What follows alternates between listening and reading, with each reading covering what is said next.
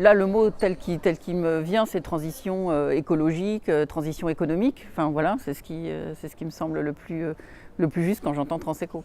En effet, Transeco, c'est le nouveau rendez-vous des acteurs et des professionnels de la transition énergétique et écologique. Missionné par l'Agence de l'environnement et de la maîtrise de l'énergie Nouvelle-Aquitaine pour favoriser l'émergence des projets, le Conseil de développement du Pays Basque a organisé un premier forum sous forme d'atelier participatif en invitant financeurs, institutions et porteurs de projets. Recyclarté, c'est la ressourcerie créative du Pays Basque, encore en état de projet.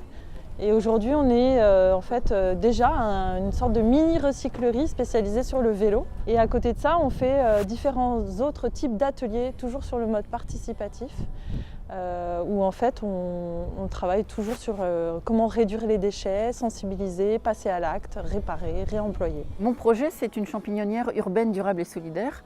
L'idée, c'est d'être dans l'économie circulaire sur le territoire du Pays Basque, de récupérer des matières organiques qui sont produites sur le territoire et à partir de ces substances, préparer des substrats de pousse pour du champignon. Pour créer de l'emploi local, puisqu'on va transformer ce substrat, on va le faire pousser le champignon, le vendre, le distribuer localement. Donc à partir de déchets, faire de la valeur ajoutée. Et sur le territoire, de la valeur ajoutée humaine et de la valeur ajoutée écologique.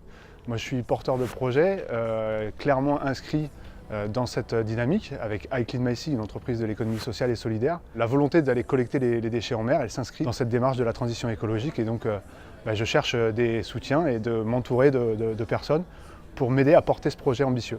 Je suis venue ce soir parce que je me suis dit que ça pourrait être un levier pour faire avancer notre projet collectif qui a besoin d'un élan parce qu'on est en recherche active de foncier. On est un peu souvent seul en tant que porteur de projet, donc j'avais vraiment besoin de rencontrer du monde, d'être dans l'échange physique avec les gens. Voilà. Parce que c'est toujours dans les échanges informels finalement que les informations les plus précieuses arrivent. Et voilà, c'est toujours là qu'on fait les bonnes rencontres.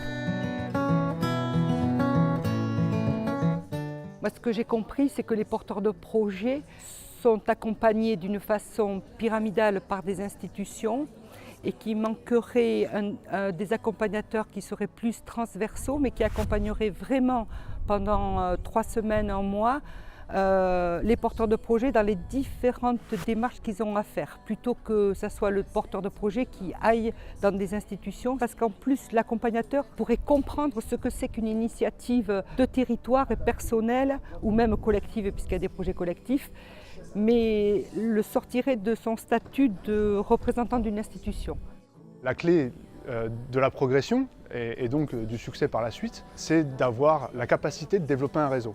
Développer un réseau, c'est se mettre en relation avec les autres et échanger. Et ça, je pense que c'est la première nécessité pour un porteur de projet. Et bien évidemment, de cette qualité, de cette capacité à se mettre en réseau, va se construire le réseau par la suite. On a beaucoup parlé de partage de compétences, d'informations, de trouver finalement les bonnes personnes à contacter.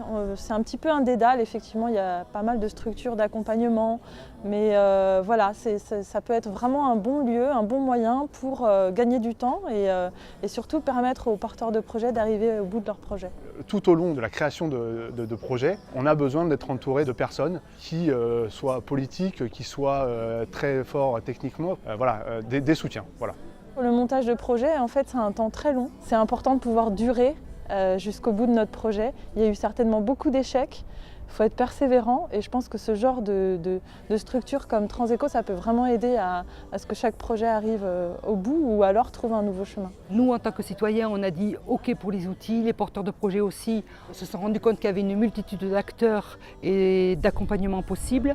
Sauf que ce qui est ressorti de l'atelier dans lequel nous étions, c'est qu'il faut passer à l'action et que nous remercions à la limite les institutions de se poser des questions de création d'outils, mais tous, autant que nous sommes, nous avons envie d'être dans l'action et de faire des choses, qu'il faut passer à l'action parce que ça devient très important.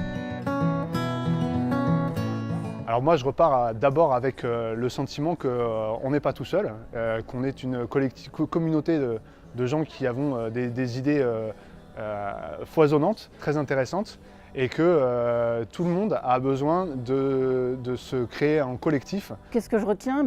L'envie qu'effectivement Transeco se transforme vraiment en réussite de plateforme et d'échanges sur le territoire et qu'on arrive à avoir effectivement des leviers d'accompagnement et des leviers de développement de nos activités qui sont très complémentaires et qui sont nécessaires à la transition écologique et économique du territoire.